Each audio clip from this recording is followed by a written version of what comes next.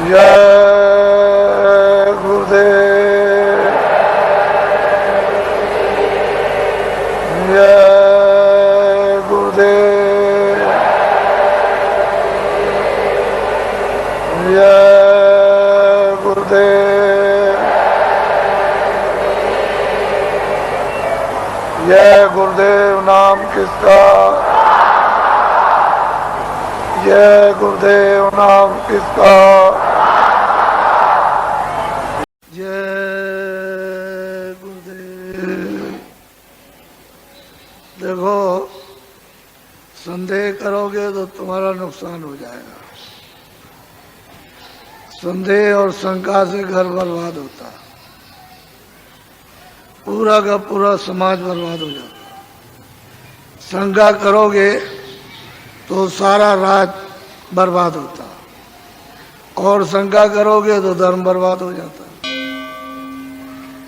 तुम जो सोच रहे होगे कि भाई जय गुरुदेव नाम बाबा जी का है, मेरा नहीं है और ना तुम्हारा है, तो शंका क्यों करते हो? ये नाम उसका है और तुमने अभी शास्त्रों को नहीं देखा। और जो कहते हो हमने शास्त्र देखे हैं, वो आंख बंद करके और बुद्धि को ताक में रखकर। कोई भी नाम हो, विष्णु भगवान के 1000 नाम और परमात्मा के अनेकों नाम, तो शंका क्यों करते? कोई भी नाम सतयुग का, त्रेता का, द्वापर का, कोई नाम हो जब तक सिद्ध नहीं होगा तब तक कोई नाम आत्म कल्याणकारी नहीं, आत्माओं को गति नहीं दे सकता। इसलिए नाम सिद्ध करना होगा तो जीवात्माओं के काम आएगा, नहीं कोई काम नहीं आ सकता। कोई नाम हो, उसके तो अनेक। तुम इतना नहीं समझ पाते हो कि सूरज निकलता है तो अलग अलग देशों में, अलग अलग मुल्कों में अलग अलग नाम। सूरज तो एक ही है लेकिन नाम अलग अलग। तो तुम ये नहीं जानते हो कि तुम्हारे यहाँ नाम अलग है, दूसरे मुल्क में जाओ अलग, तीसरे मुल्क में अलग। तो परमात्मा का क्यों नहीं समझते हो कि उसके अनेकों नाम हैं? इसलिए शंका मत करो। मेरा नाम नहीं है। आप सोचते होगे कि भाई बाबा जी आए तो इनका नाम, मेरा नाम तो तुलसीदास है और आपका भी नाम नहीं, तो जय गुरुदेव नाम उस प्रभु का है, फिर आपको किस बात की शंका? बोलो जय गुरुदेव, जय गुरुदेव नाम किसका। अब बड़े ध्यान से सुनो, खड़े खड़े। ये तुम जो यहाँ रह रहे हो इस मृतलोक में, तो ये तुम्हारा देश नहीं है, ना यहाँ तुम्हारा घर है, ना यहाँ कोई सामान तुम्हारा। यहाँ तुम सब लोग परदेसी हो। आपका देश, आपका घर नहीं है। यह है बच्चों मृतलोक। अच्छी तरह से थोड़ी सी बातों में मैं सब समझा दूंगा आपको। ये मृतलोक है, ये आपका घर नहीं है। मकान मालिक ने आपको ये जो मकान दिया है, अनमोल मनुष्य शरीर, ये आपको बार बार नहीं मिलेगा। उसने थोड़े दिन के लिए आपको दिया है और उसने ये कहा कि देखो भाई, मेरा ये मकान है, शुद्ध है, साफ है, पवित्र, मैं तुमको देता हूं थोड़े दिन के लिए। और 2 अधिकार मैंने इस शरीर को दिए हैं कि एक अच्छा काम, एक बुरा काम। तो बुरा से बुरा काम करो, अच्छा से अच्छा करो। उसकी तरफ से कोई रोक टोक नहीं है। वो जो भी तुम करोगे अच्छे बुरे काम, सब ये कूड़ा कचड़ा, जितना भी पाप पुण्य का, ये सब जीवात्मा पर लदेगा, उस जीवात्मा पर रखा जाएगा और उसको कुछ मना नहीं करना। उसने तो ये कहा ये अमोलक मनुष्य शरीर है, ये मनुष्य मंदिर है, इसमें जीवात्मा को बैठा दिया। तो मेरे शरीर के द्वारा जो अमोलक है क्या करना कि अपनी अपनी जीवात्मा को जगा लो और अपने घर में अपने प्रभु के पास पहुंचा दो, क्योंकि ये मनुष्य शरीर अमूलक है। सारे संसार का धन, सोना चांदी हीरे जवाहरात इसकी कीमत नहीं दे सकते हैं।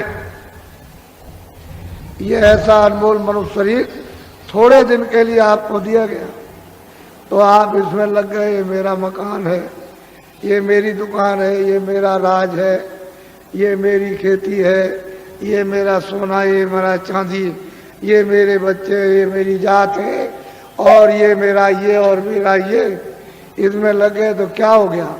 काम है, क्रोध है, लोभ है, मोह है, आशा है, तृष्णा है, झूठ है, छल है, कपट है, फरेब है, धोखेबाजी, दगेबाजी और चोरी और डकैती और हिंसा, इसमें आप लग गए। तो महात्माओं ने क्या कहा था कि देखो ये बुरा काम है और ये अच्छा है।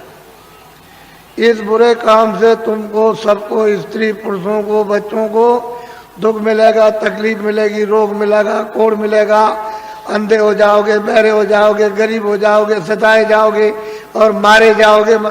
ये सब ये है अच्छा काम, इससे सुख मिलेगा। यही दो बातें महात्मा गांव-गांव में घूम करके आपको समझाते थे और आप लोग उस बात का ध्यान रखते थे कि भाई बुरे काम से तकलीफ होगी, अच्छा काम करेंगे तो सुख मिलेगा। तो महात्माओं के उपदेश को सब लोगों ने छोड़ दिया और सब के सब अच्छे काम को छोड़ चुके, बुरे काम में लग गए। जब बुरे काम में लग गए तो आपको तो मालूम नहीं है कि उसने ये अमोलक मनुष्य शरीर थोड़े दिन के लिए दिया है। तो आप जब नहीं मालूम है तो जीवात्मा पर आप कूड़ा कचरा लाद रहे हो। इस बार तो जब घड़ा भर जाएगा तो ये तो बाहर से बहेगा, फूटेगा और टूटेगा और आग निकलेगी, जहर निकलेगा, तो तुमको तो कुछ मालूम नहीं। जब उसका तुम तो समझते हो कि ये मेरा है, तब तक समय इसका पूरा हो गया। अनमोल मनुष्य मंदिर का इसका समय पूरा हो गया। उसने अपने सिपाही बुलाए, किसने? मकान मालिक। ये देखो ये है, ये लल्लू सिंह है, ये रामनाथ है, ये श्यामवती है और ये लीलावती, और ये मतलब जहांगीर है। इनका वक्त और समय हो गया, जाओ फौरन मकान खाली करा लो। तो कागज कहते हैं वारंट, वो फौरन लेकर के दौड़ पड़ेंगे और वहीं से आवाज देंगे।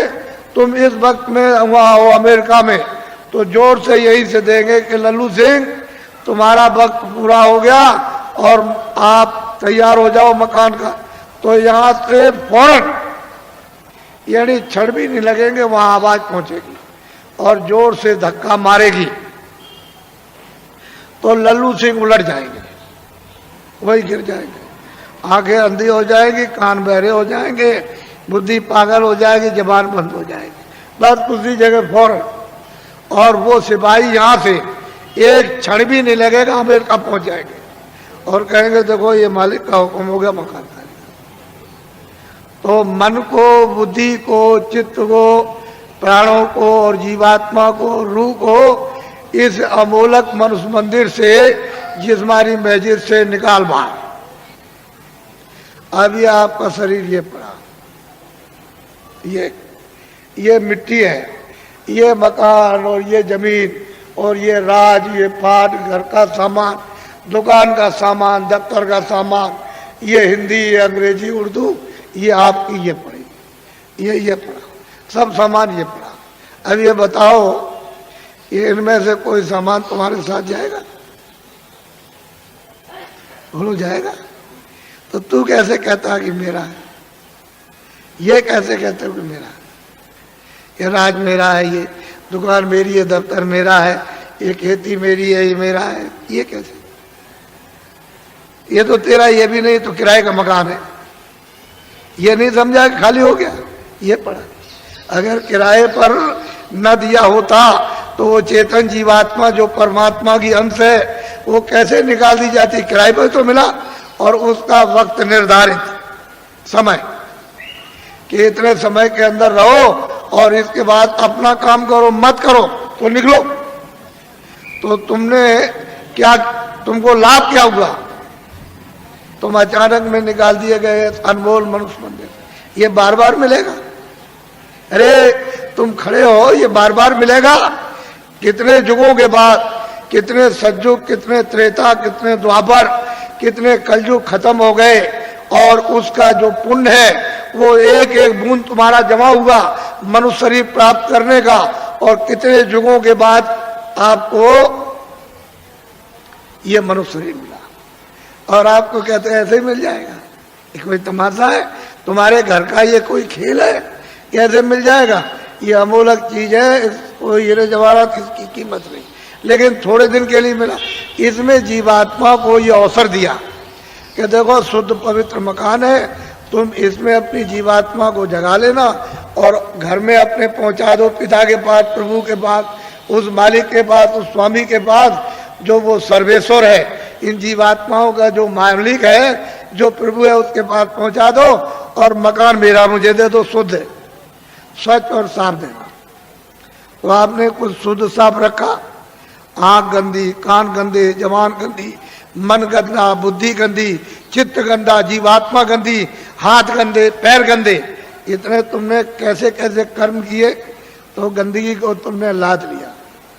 ये पहाड़ों की तरह से गंदगी जमा हो गई, तो बताओ इस जीवात्मा का उबार कौन करेगा?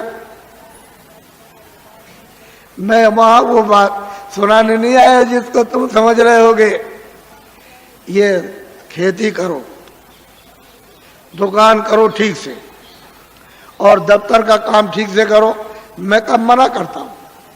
आप जो भी सामान लेकर खेती से, दुकान से, दफ्तर से आओ और जो पैसे लेकर आओ, बाजार में खरीदो, अनाज खरीदो, सब्जी खरीदो, फल खरीदो, कपड़े खरीदो और सामान और दवा खरीदो और मकान अच्छा बनाओ और झोपड़ी अच्छी लेकिन ये तो समझो कि ये सब सामान किसके लिए? इस किराए के मकान के लिए। ये पंच भौतिक शरीर है, इसके लिए आपको दिया कि कपड़े दो, खाना दो, दवा दो, इसको निरोगी रखो, यानी रोग ना होने दो। ये आपको बताया, ये आपको बता रहा हूं कि ये सामान सब इसका है, तो आप लाख जोड़ो, करोड़ जोड़ो, अरब खरब रखो, लेकिन ये तो समझो कम से कम कि ये इसका है, इसमें जीवात्मा का रत्ती भर भी नहीं, ये समझ। तो जब ये खाली हो जाएगा तो ये पड़ा और ये पड़ा, न ये इसके काम और न ये इसके काम। और फैसला है, तुमको जो होना है वही तुमको बता देता हूं। तुमने घर में जरा भी ध्यान नहीं दिया। तुम हिंदू हो, मुसलमान हो, सिख, ईसाई हो, कि तुम्हारे घर में बच्चा बच्ची पैदा होता है मखमल पहन के आता है, रेशम पहन के आता है? क्या कोई सोना चांदी लेकर आता है? यह जमीन और मकान नंगा आता रोता हुआ? तो तुमको सबको ये देखना चाहिए भाई कुछ लेकर नहीं आया, ये तो खा लिया। रो रहा है तो अपनी पीड़ा में, अपने दर्द में रो रहा, उसको दर्द और पीड़ा हो रही, सहन नहीं हो रही है, और माँ कहती है अरे बच्चा चुप हो जा, पुचकारती है, लेकिन उसको न देख सकता, न सुन सकता, न बोल सकता है, तो कुछ भी नहीं कर सकता, रोता ही रोता है खाली। तो दर्द में रोता है, पीड़ा में। तुम जब इधर आए, जरा बड़े हो गए, तो तुमको बताया ये सब कुछ, और तुम्हारे जाने का जब समय हो गया तो तुम्हारी बुद्धि यहाँ रखवा ली, और देखना यहाँ रखवाया, और सुनना यहाँ रखवाया, बोलना यहाँ रखवा लिया, सब रखवा लिया उसने जितना भी था। और तुमको मतलब यह है कि निकाल बाहर किया, फिर तुमने उस पर कपड़े डाल दिए। क्यों? कि भाई अब देखा नहीं जाता, अब देखा नहीं जाता, अब तो डर लगता, घृणा हो गई, तो कपड़ा डाल देते हो। तो इतना नहीं तुम देखते हो, जब ले जाते हो कपड़ा ढक करके तो वहां गड्ढा खोद के गाड़ देते हो, लकड़ियों पर रख करके, और इसको रखते हो और जलाते हो। तो तुमने आग लगाए तो देखा नहीं कि फुक दे, यानी कपड़ा जल गया, नंगा हो गया। तो तुमको ये नहीं दिखाई दिया कि कोई कपड़ा लिए जा रहा है, कोई सोना, कोई चांदी, कोई मकान, कोई बाल, कोई बच्चे, कोई रिश्तेदार, ये हिंदी, अंग्रेजी, उर्दू लिए जा रहा। ये जाते में सब रखवा लेगा। आते में कुछ ले आने नहीं दिया। तो ये आपको समझना चाहिए कि ये किराए का मकान आपको थोड़े दिन के लिए दिया है, तो आप कोई घर बार मत छोड़ो। मैं कोई घर बार छुड़ाने थोड़ी आया हूं।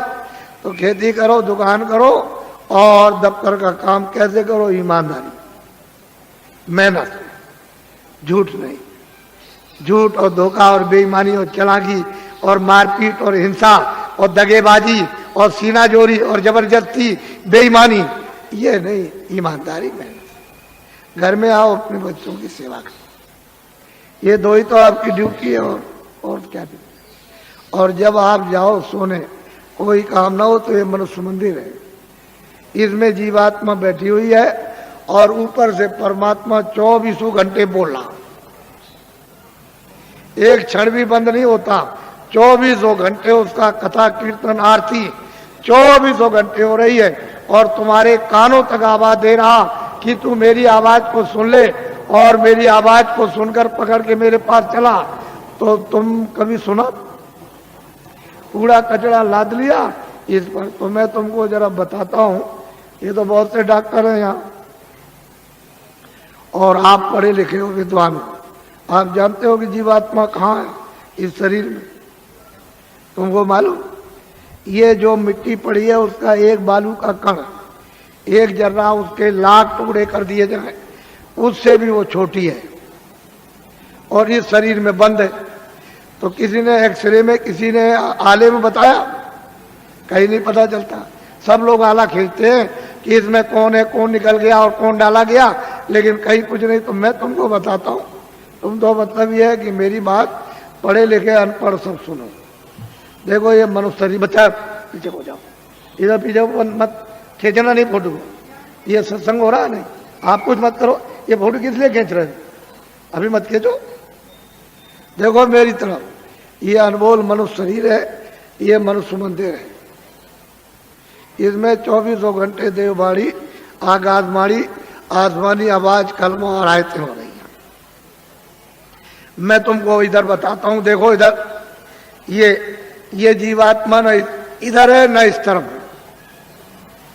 न ये इधर बैठी हुई न इधर, और न इस तरफ है, यानी इधर नीचे कहीं नहीं। अब मेरी तरफ देखो, ये दोनों आंखें बीचों बीच में, ये जीवात्मा दोनों आंखों के मध्य में, दरमियान में ये बैठी हुई। यहां उस जीवात्मा में एक आंख है, वो तीसरी आंख, तीसरा नेत्र, और शरीर में 2 आंखें। कितनी आंख हुई बोलो, जोर से बोला करो ताकि समझ में आ जाए। 3 आंखें हो गई।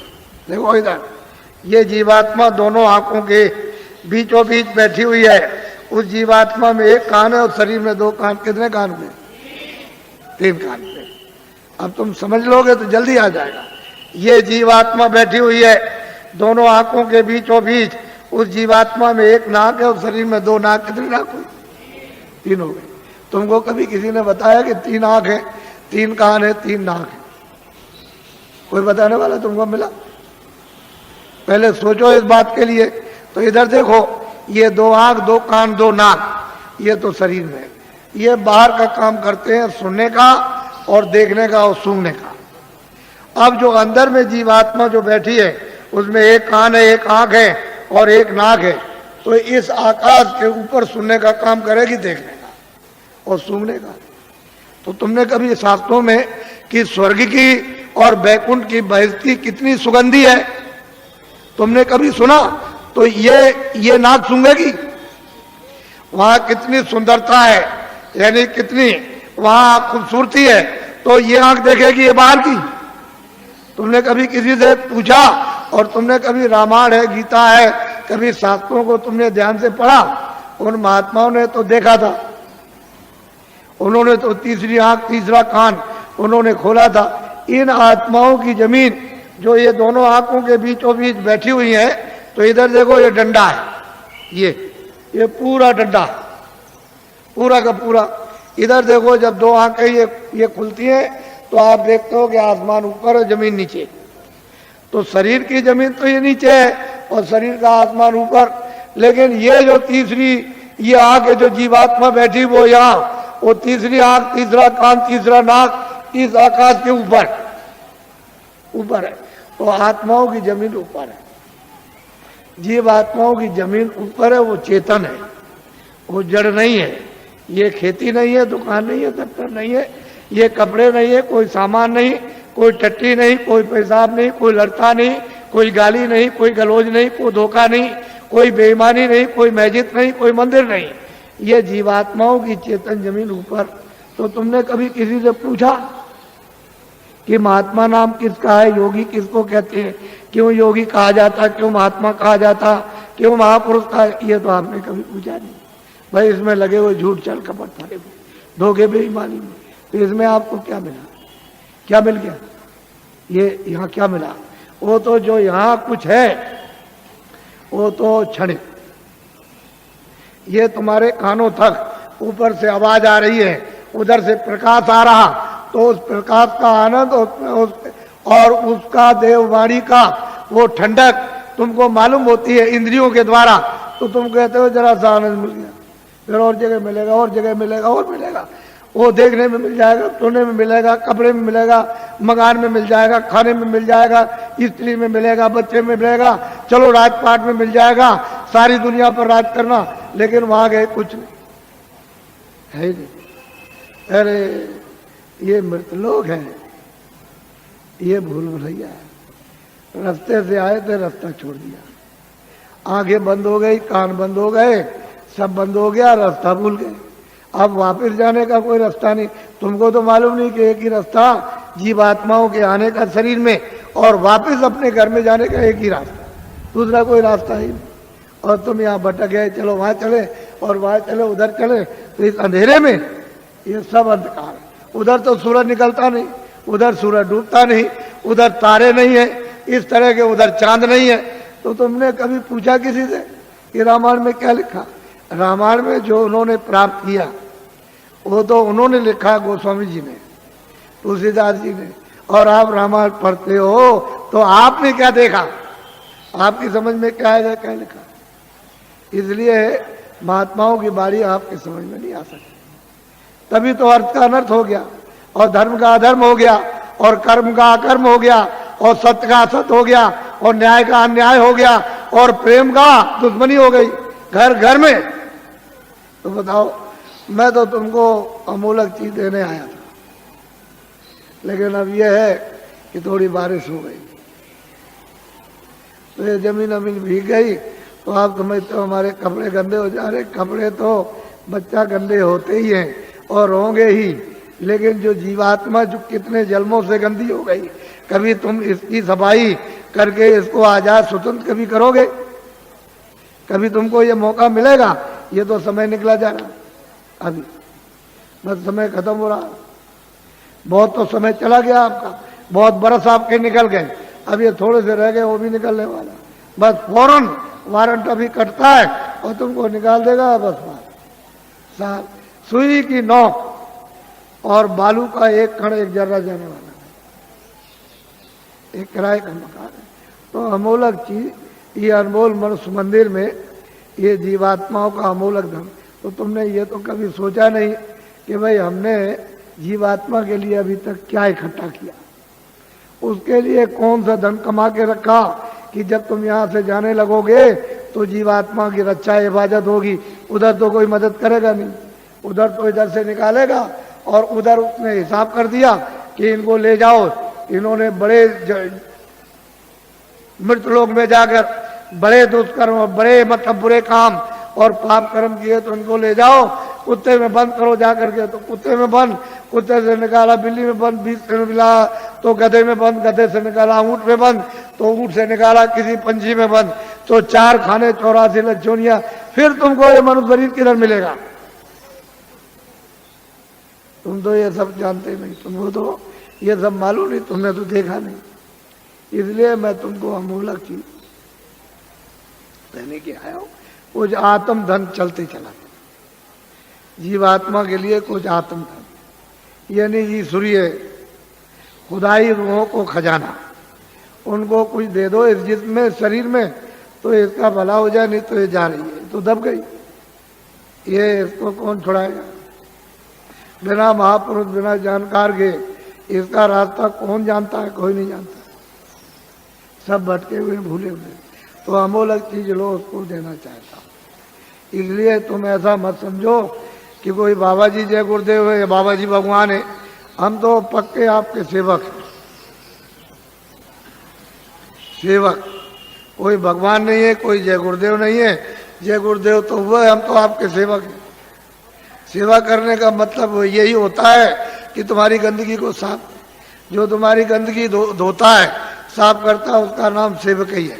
जितने भी भारत में महापुरुष आए इस प्रभु को प्राप्त करने के लिए इस कलयुग में, वो सब के सब सेवक रहे। वो कभी महात्मा नहीं बने, न कभी महात्मा बनेंगे, न बने। न उन्होंने कभी इच्छा और न उन्होंने कभी स्वप्ने, मतलब ये कभी सोचा। वो तो सेवक। तो तुम लोग उनको पहचान भी नहीं पाते। और उनके पास में अमोलक धन होता, अमोलक खजाना, और तुम ले नहीं पाते। इसी जमीन में वो भी आते हैं, इसी जमीन में तुम हो, तुम इसमें लगे पड़े हुए हो, और वो यहाँ से निकल के चले गए और तुमको कहते हैं भाई जल्दी कुछ अपना काम करो, नहीं तो ये पराया काम, ये बोझा ढोते हो, ये तो छूटने वाला है, तो ये शरीर चला जाएगा, ये तो मकान तुम्हारा नहीं है, ये सामान पड़ा रह जाएगा। तो अमोलक चीज है, अमोलक धन है, तुम्हारे साथ खजाना रखा अथा। लेकिन अब क्या करे बेचारी जीवात्मा, ये इसमें बंद है, इस कोठरी में बंद हो गई, फंस गई। अब इसको कुछ नहीं सुनाई दिखाई, कुछ नहीं देता। तो कोई महात्मा मिले तभी तो उनकी कृपा दया दृष्टि हो, और वो कुछ मतलब ये शुद्धि सफाई करें तो कुछ रास्ता दे दे तो अच्छा रहेगा, नहीं कहा मिलता। तो अमोलक चीज लिए जल्दी में अच्छा रहेगा। हम ज्यादा और कुछ नहीं बोलेंगे, लेकिन इतना जरूर कहेंगे, ये बड़ा भारी परिवर्तन होगा तुम्हारे घर में, तुम्हारे व्यापार में, तुम्हारे धर्म में, तुम्हारी जाति में, तुम्हारे मतलब खेती में, तुम्हारे मतलब दफ्तर दुकान में, और तुम्हारे राज में। इतना भारी परिवर्तन होगा जो तुमको ख्वाब और सुनने में भी पता नहीं है। ऐसा मालूम होता है कि बड़े भारी कष्ट आने वाले, तकलीफ। तुमको तो अभी पता नहीं है, अभी तक इतनी तकलीफ 47 सालों में नहीं आई, इतना दुख नहीं आया, इतनी परेशानी नहीं आई, इतना कोलाहल नहीं हुआ, इतना त्रायमाम मचा वो आगे आने वाला। तो तुमने कोई बचाव के लिए सोचा, कोई बचाव की कोई औषधि, कोई चीज आपने ली है कि जिससे कि तकलीफों से बचाओ? तो उसके लिए तो कुछ नहीं। लेकिन मैं तुमको इशारा किए देता हूँ ताकि तुम दुकानदार हो, पढ़े लिखे हो, ताकि तुम भी ये समझ जाओ। देखो मेरी विनती प्रार्थना है कि आप कोई भी आंदोलन हड़ताल तोड़ दो। दुकान को बंद करना, दुकान को जलाना, कारखाने को बंद करना, कारखाने को जलाना, दफ्तर को बंद करना, दफ्तर को जलाना, फिर बस को तोड़ना, रेल को तोड़ना, सड़क तोड़ना, ये सब अमानवीय काम आप लोग अपने अपने सब लोग बंद कर दो। ये तुम्हारा काम नहीं है। सही सच्ची बात तो ये है, ये बुद्धि का पागलपन है। इसको तो आप बंद कर दीजिए। क्यों बंद कर दीजिए? यही जब तुमको राज मिला था और खजाना तुमको मिल गया, फौज फाटा, कागज पत्थर और दफ्तर मिल गए, प्रजा मिल गई, तो इसको सबको उपदेश करना चाहिए था कि ये सब सामान तुम्हारा है। दफ्तर तुम्हारा, खेती तुम्हारी, दुकान तुम्हारी, कारखाना तुम्हारा, बस तुम्हारी, और तुम्हारा मतलब ये रेल तुम्हारी, सड़कें तुम्हारी, और तुम्हारे काम आएंगे, सब तुम्हारा है। और ठीक भी बात है। अभी मैं रास्ते में आ रहा था तो रास्ता जाम है, तो सड़क तो आप भाई आपकी है, आप आ रहे हो, आपके काम आएगी। तो मतलब इसका मतलब ये नहीं है कि आप नहीं गए उस सड़क पर तो आपके काम आएगी। आप 2 दिन बाद जाओगे तो सड़क जाम हो जाएगी। तो आपको तो ये जानना चाहिए सब चीजें मेरी है। अब इनको आपने जला दिया, जलवा दिया, जला दिया, तोड़ दिया, फोड़ दिया, दुकान को, दफ्तर को, कारखाने को, इसको उसको, तो ये जो आमदनी का नुकसान हुआ ये किसका हुआ? हे बच्चों, तुमने अपनी आमदनी उसको जला करके खाक कर दी, अब रो रहे हो। तो ये लोग राज कर रहे प्रांतों में और वहां सेंटर में, तो देखा इनको कि भाई अब पैसा नहीं रह गया, अब क्या किया जाए? तो ये बाहर भगे, बाहर से ले आए कर्जा मांग करके, हमारा देश गरीब है तो हमको कर्जा दे दो। सब देशों से मांगा है और सब से ले आए। कितना ले आए इसको वो जाने, आप तो जान नहीं सकते हो, लेकिन इतना कर्जा ले आए कि दे नहीं सकते, और उस कर्जे का इतना ब्याज हो गया नहीं दे सकते हो। अब कहाँ लगाए कहाँ नहीं लगाए तो आप जानो, लेकिन मैं तो इतना ही कह सकता हूं। पर ये आपको बताना चाहता हूं कि वो भी जो कर्जा ले आए तो खत्म, पता नहीं कहां चला गया। अब ये लोग भगे कि देश कैसे चलेगा, तो वहां सरकारों से मिले हर मुल्क में कि देखो भाई हमारा देश बहुत गरीब है, और मतलब यह है कि अपने देश के बड़े बड़े उद्योगपति से साहूकार पैसे वाले हमारे देश में भेजो, हम सुविधा सब प्रकार की देंगे और वो पूंजी का यानी रुपए पैसे का फैलाव कर दे विस्तार। तो लोग वहां से चल पड़े। तो मैं 4 साल से बोल रहा हूं लगातार कि देखो भाई उनके आने का यहाँ मुहूर्त नहीं है। विदेशी उद्योगपतियों का भारत में रुपया पैसा फैलाने का, पूंजी निवेश का यानी मुहूर्त नहीं है, योग नहीं। और ये भी साथ साथ कहता हूं कि तुम लोग भी विदेश में